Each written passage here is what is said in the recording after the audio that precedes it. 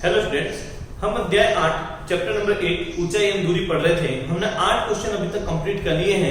उम्मीद करता हूं आप सभी हमारे साथ पढ़ रहे होंगे। अब हम आज क्वेश्चन नंबर 9 की बात करते हैं। अच्छा क्वेश्चन है, देखिए क्वेश्चन नंबर 9 में क्या है।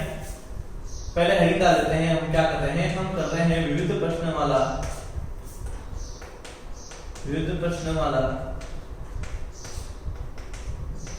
ये हम कर रहे हैं। और इसका जो आज हम क्वेश्चन करने वाले हैं वो क्वेश्चन नंबर 9 करने वाले हैं। पढ़ते हैं क्वेश्चन नंबर 9 में क्या है। एक ऊर्ध्वाधर छड़ की लंबाई उसकी छाया की लंबाई का अनुपात 1:3 है। तो एक ऊर्ध्वाधर छड़ की लंबाई, ये रही ऊर्ध्वाधर छड़ की लंबाई और ये हो जाएगा उसकी छाया। तो ये A है, ये B है, ये C है। इसे कहा गया है, ये 1 है तो इसे कहा गया है ये √3 है। वापस देख लीजिए इसने क्या कहा है। यदि ऊर्ध्वाधर छड़ की लंबाई तथा उसकी छाया की लंबाई का अनुपात 1:3 है, यानी ये 1 है और ये √3 है, तो सूर्य का उन्नयन कोण ज्ञात कीजिए। ये हो जाएगा सूर्य का उन्नयन कोण। इसे क्या लिख देते हैं, थीटा। तो मुझे कहा गया AB अनुपात BC 1:3 दिया गया है। ये दिया गया है तो हमने क्या लिखा, त्रिभुज ABC में, इसे मैंने लिख दिया AB/BC बराबर आया 1/√3। अब AB क्या है, ये लंब है और ये आधार है, तो मैंने इसे लिख दिया लंब बटा आधार बराबर आ गया 1/√3 के। तो लंब बटा आधार किसके बराबर होता है, लंब बटा आधार बराबर होता है tan थीटा के। tan थीटा बराबर आ गया 1/√3। तो आपको tan थीटा में देखना है कि 1/√3 किसका मान होता है। आपको क्या देखना है कि tan थीटा में 1/√3 किसका मान होता है। जब आप सारणी में चेक करेंगे तो आपको पता चल जाएगा tan थीटा में 1/√3 tan 30 का मान होता है। ठीक है, अब आपको दोनों जगह क्या करना होगा, कंपेयर करना होगा। जैसे आप कंपेयर करते हैं तो थीटा की जो वैल्यू निकल के आएगी वो आपके लिए 30 डिग्री निकल के आने वाली है। वीडियो पॉज कीजिए, अच्छे से नोट डाउन कीजिए।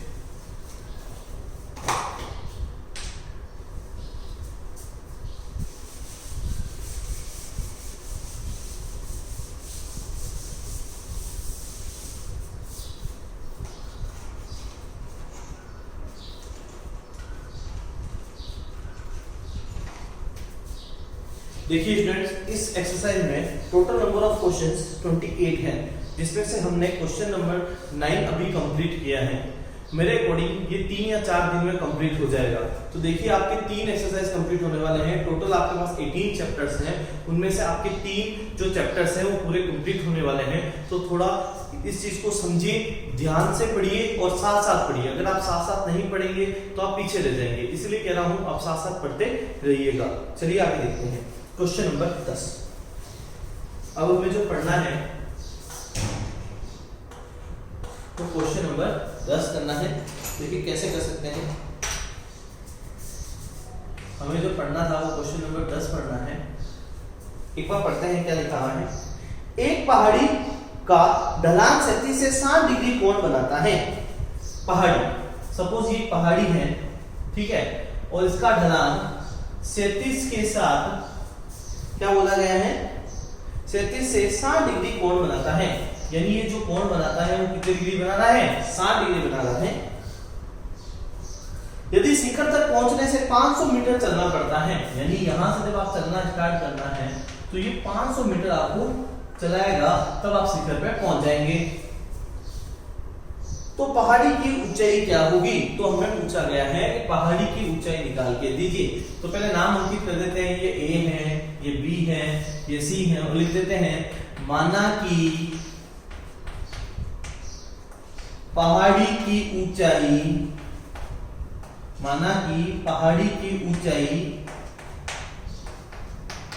h मीटर है।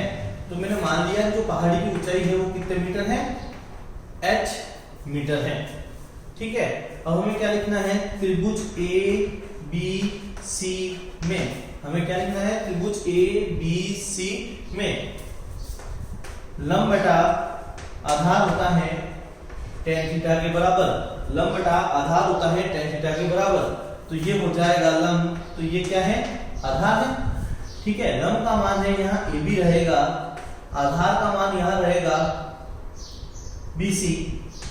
लेकिन एक चीज नोटिस करते हैं, मुझे इस आधार का मान नहीं चाहिए, मुझे कर्ण चाहिए था, तो इसको हम थोड़ा रफ कर देते हैं और यहाँ थोड़ा चेंजेस कर देते हैं।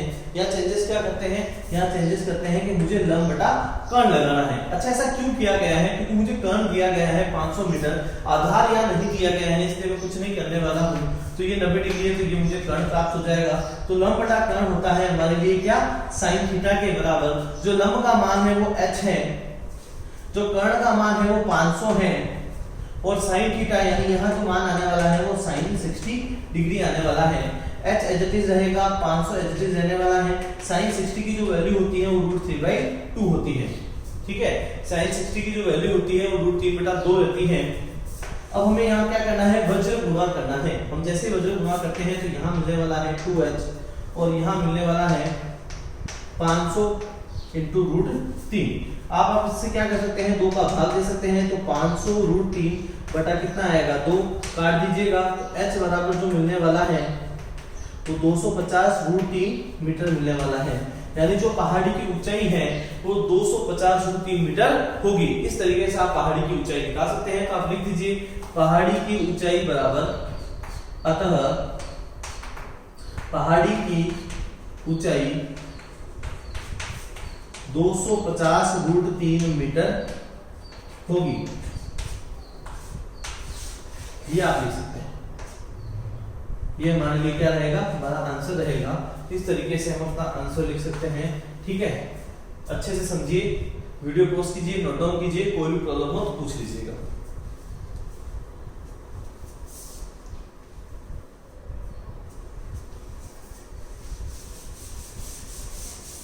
आपके क्वेश्चन 10 कंप्लीट हो चुके हैं। देखिए, आपने जो नंबर ऑफ क्वेश्चंस कंप्लीट किए हैं वो 10 क्वेश्चंस कंप्लीट कर लिए हैं।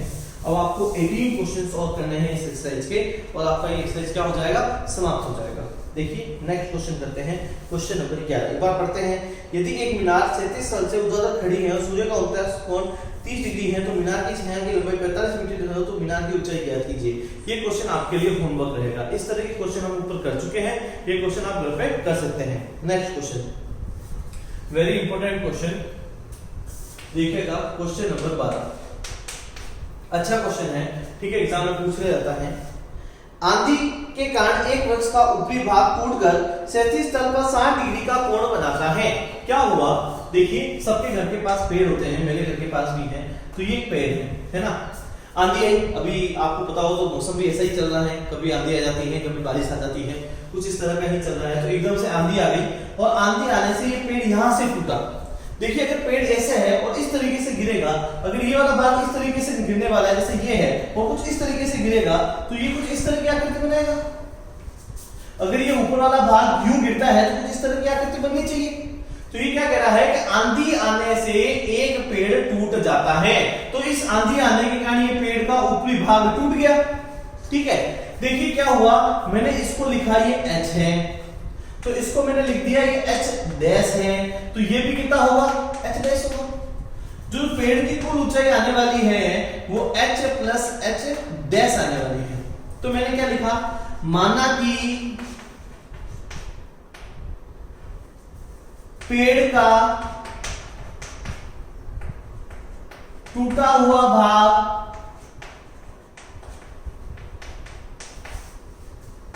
h डैश मीटर है। माना कि पेड़ का टूटा हुआ भाग h डैश मीटर है, पेड़ का शेष बचा भाग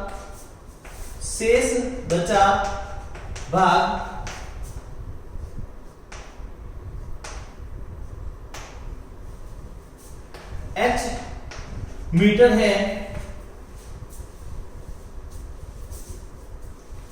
ठीक है, कुल पेड़ की लंबाई h plus h dash metre होगी। कुल पेड़ की लंबाई कितनी हो जाएगी, h plus h dash metre होगी। अब आपको करना क्या है, आगे क्वेश्चन पढ़ना है। देखिए क्या लिखा हुआ है, 37 के साथ 60 डिग्री का कोण बनाता है, यानी जो कोण बन रहा है कितने डिग्री का बन रहा है, 60 डिग्री का बन रहा है। आगे बढ़ते हैं। वृक्ष का शिखर 37 तल पर वृक्ष की जड़ से 10 मीटर दूरी पर मिलता है। देखिए क्या लिखा हुआ है, वृक्ष का शिखर, मेरा शिखर, ठीक है, 37 तल पर वृक्ष से जड़ से 10 मीटर की दूरी पर मिलता है, यानी ये जो दिया गया है ये 10 मीटर दिया गया है। इसे नाम दे दीजिएगा ए, इसे बी, इसे सी, इसे क्या दे सकते हैं, डी दे सकते हैं। ए बी सी डी दे सकते हैं, कुछ भी दे सकते हैं। देखिए और इस तरीके से इस क्वेश्चन को कंप्लीट करना है। तो अच्छा क्या निकालना है, तो पढ़ना ही भूल गए हम। निकालना है इसमें टूटने से पहले वृक्ष की ऊंचाई ज्ञात कीजिए। मतलब टूटने से पहले वृक्ष की ऊंचाई का मतलब हो गया वो संपूर्ण ऊंचाई के बारे में आपसे बात करना चाहता है, यानी आपको एच भी निकालना होगा और एच डैश भी निकालना होगा, तब आप इस क्वेश्चन को सॉल्व कर पाएंगे। देखिए हमने सबसे पहले क्या किया, त्रिभुज ए बी सी में, ठीक है, लगाया लंब बटा आधार होता है किसके बराबर, tan थीटा के बराबर, ठीक है। तो जो लंब का मान है वो h है, जो आधार का मान है वो 10 है, और ये tan थीटा मतलब tan 60 आ जाएगा, ठीक है। तो h रहेगा 10 रहेगा, tan 60 का मान आता है √3, तो h बराबर जो आएगा वो tan √3 मीटर आएगा। जो h आएगा वज्र गुणा पे मुझे पता चल गया करने पर कि h बराबर जो आना चाहिए वो tan √3 मीटर आना चाहिए, ठीक है। अब मैंने दूसरा त्रिभुज, इसे समीकरण नंबर 1 दे दीजिएगा। अब दूसरा त्रिभुज लेते हैं, त्रिभुज ए बी सी में। अगेन इसी त्रिभुज की बात करना चाहते हैं। इस बार मैंने लगाया लंब बटा कर्ण, ये होता है मेरे लिए sin थीटा के बराबर। अब लंब का मान कितना है, h है, ठीक है, कर्ण का मान h डैश है, sin थीटा मतलब यहां आएगा sin 60। तो h की जगह मैं क्या लिख सकता हूं, 10√3 लिख सकता हूं। h डैश मुझे निकालना है, और जो sin 60 का मान होता है, जो sin 60 का मान निकल के आएगा वो √3/2 निकल के आएगा। √3 से √3 काटे जा सकते हैं, वज्र गुणा करने पर तो h डैश बराबर 10 × 2 प्राप्त होगा। तो जो h डैश प्राप्त हो गया वो कितने मीटर प्राप्त हो चुका है, 20 मीटर। और ये समीकरण नंबर 2 है। मुझे कहा गया वृक्ष की कुल ऊंचाई, वृक्ष की कुल ऊंचाई निकालने के लिए मैंने वृक्ष की कुल ऊंचाई निकाल दी, वो है मेरे लिए h plus h dash, h की वैल्यू है 10√3 प्लस 20, यही आएगा। 10 को 10 रखना है, इसको मल्टीप्लाई करना है 1.732 से, प्लस आएगा 20, गुणा करने पर मुझे पता चला इसका मान आएगा 17.32 प्लस 20, दोनों को जोड़ा तो ये आया 37.32 मीटर, जो वृक्ष की कुल ऊंचाई आने वाली है, ठीक है। जैसे मैंने कैपिटल H लिख दिया है और यही मेरे लिए आंसर रहेगा। तो वृक्ष की जो कुल ऊंचाई आएगी वो 37.32 मीटर निकल के आएगी। Very very very important question है। जिन बच्चों के अभी एग्जाम नहीं हुए हैं, जैसे 10th का भी एग्जाम बाकी है, तो उनके लिए वेरी इंपॉर्टेंट रहेगा और आप सभी के लिए इंपॉर्टेंट है। अच्छे से समझिएगा, कोई भी प्रॉब्लम हो तो पूछ सकते हैं, वीडियो पॉज कीजिए, अच्छे से नोट डाउन कीजिए, कोई भी प्रॉब्लम हो तो पूछ लीजिएगा।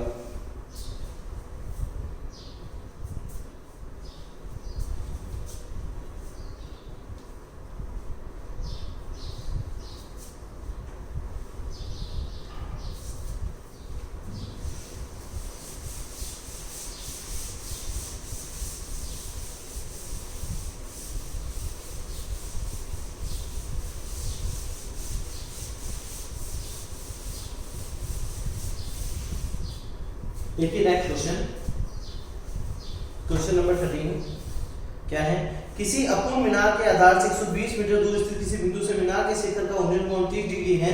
ज्ञात कीजिए कि मीनार और कितना ऊंचा बनाया जाए कि उस स्थान पर उसका उन्नयन कोण 60 डिग्री हो जाए। ये क्वेश्चन आपके लिए होमवर्क रहेगा, आपको घर से करना है। अगर कोई भी प्रॉब्लम हो तो आप पूछ सकते हैं। अभी 2 क्वेश्चन मैंने आज आपको होमवर्क में दे दिए हैं। एक आपको क्वेश्चन नंबर 11 दिया गया है, क्वेश्चन नंबर 13 दिया गया है। ये दोनों ही आपके लिए होमवर्क में रहेंगे और आपको करने हैं। कोई भी प्रॉब्लम हो तो आप पूछ सकते हैं। अब मैं आपको क्वेश्चन नंबर 14 करवा देता हूं। अच्छा क्वेश्चन, फिर अगेन सारे अच्छे क्वेश्चन अब स्टार्ट हो गए हैं। अच्छे अच्छे क्वेश्चन हैं, ढंग से समझिएगा, आपको समझ में आ जाएंगे, ठीक है। बोला गया है एक मीनार के आधार से 100 मीटर दूरी पर स्थित एक बिंदु से शिखर का उन्नयन कोण 30 डिग्री है, तो मीनार की ऊंचाई ज्ञात कीजिए। ये भी क्वेश्चन आपको घर के लिए होमवर्क में दिया गया है। बहुत ही आसान क्वेश्चन है, अच्छा क्वेश्चन है लेकिन आसान है। इस तरह के क्वेश्चन मैं करवा चुका हूं आपको। तो ये सारे क्वेश्चन आपको घर से होमवर्क में करने हैं। 11, 13, 14 इसके पास लिखे जा रहे हैं, लिख लीजिएगा 11, 13, 14, 12 मैंने करवा दिया क्वेश्चन आपको। क्वेश्चन नंबर जो 12 है वो मैं करवा चुका हूं। तो 11, 13 और 14 ये तीन क्वेश्चन आपके लिए घर के लिए होमवर्क रहेंगे। अब हम क्वेश्चन नंबर 15 कर लेते हैं। किसी स्तंभ की चोटी का उन्नयन कोण समतल पर स्थित एक बिंदु से 15 डिग्री है। स्तंभ की ओर 100 मीटर चलने पर उन्नयन कोण 30 डिग्री हो जाता है, तो स्तंभ की ऊंचाई ज्ञात कीजिए। देखिए समझते हैं, किसी स्तंभ की चोटी, ये रहा स्तंभ की चोटी का उन्नयन कोण किसी समतल पर स्थित एक बिंदु से, ये एक समतल है, इसमें एक बिंदु से 15 डिग्री माना गया। अब 100 मीटर चलने पर इसने क्या कहा है, इसने कहा और 100 मीटर चलने पर उन्नयन कोण 30 डिग्री हो जाता है। आप यहां तक जो चल रहे हैं वो 100 मीटर की दूरी तय करते हैं और आपका जो कोण हो जाता है वो 30 डिग्री हो जाता है। तो ये कह रहा है तो स्तंभ की ऊंचाई ज्ञात कीजिए। तो हमें क्या ज्ञात करना है, स्तंभ की ऊंचाई ज्ञात करनी है। तो इसे h लिख देते हैं, ठीक है, इसे x लिख देते हैं, है ना, नाम दे देते हैं a b c और इसे दे देते हैं d। तो इस पूरे का जो आंसर आएगा वो 100 प्लस x निकल के आएगा। अब लिखना स्टार्ट करते हैं। माना कि स्तंभ से बिंदु B की दूरी x मीटर तथा स्तंभ की ऊंचाई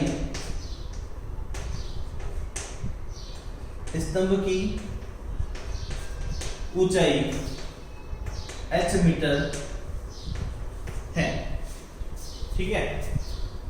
दूरी तो आपने x मीटर मान ली, ठीक है, और स्तंभ की ऊंचाई को क्या मान लिया, h मीटर मान लिया। अब आपको दो त्रिभुज लेने हैं, त्रिभुज A C D में क्या लेना है, A C D में क्या लगाना है, लंब बटा आधार बराबर होता है किसके, tan थीटा के।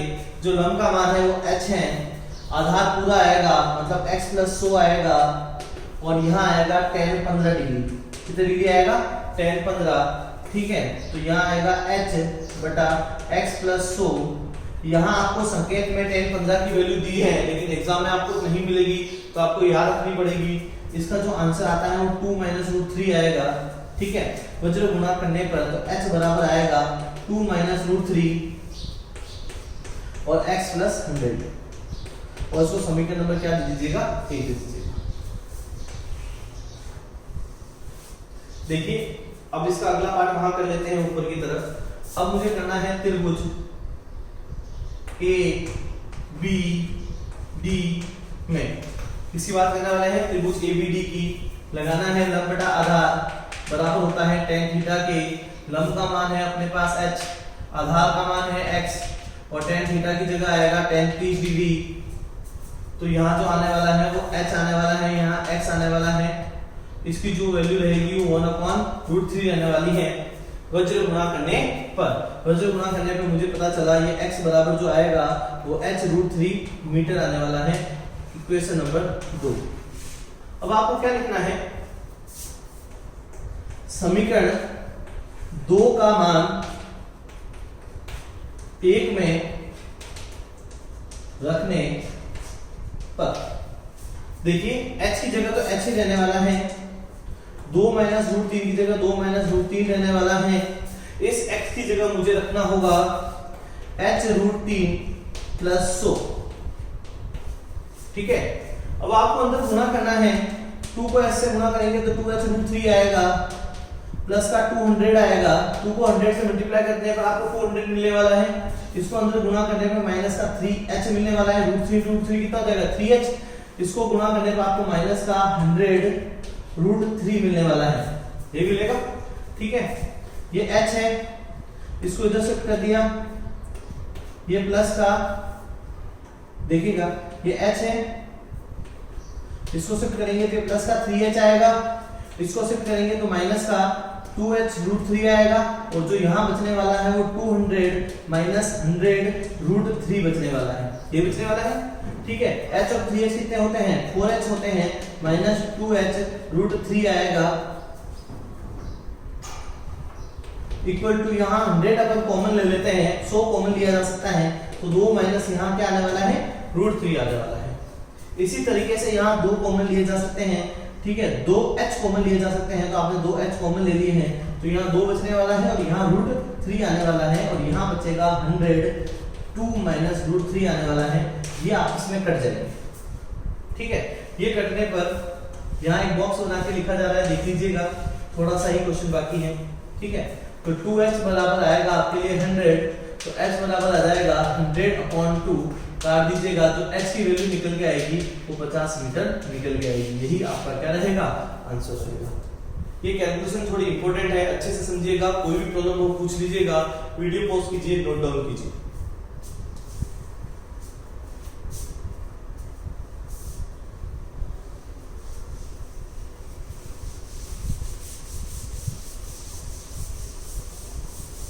ये क्वेश्चन बहुत अच्छा है, इसकी कैलकुलेशन अच्छी है, इस कैलकुलेशन को अच्छे से समझिएगा, ठीक है। कोई भी प्रॉब्लम हो तो आप पूछ सकते हैं, आपको उसका सॉल्यूशन करवा दिया जाएगा। देखिए इस एक्सरसाइज के 15 क्वेश्चन कंप्लीट हो चुके हैं। मैं फिर एक ही चीज के ऊपर फोकस कर रहा हूं, यदि आप अभी पिछड़ गए तो पूरे साल आपको पिछड़ना होगा।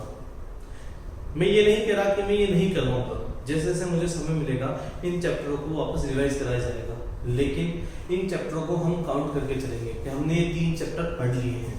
उम्मीद करता हूँ सभी बच्चे घर पे पढ़ रहे होंगे और आगे बढ़ रहे होंगे। थैंक यू सो मच, पढ़ते रहिए, बढ़ते रहिए।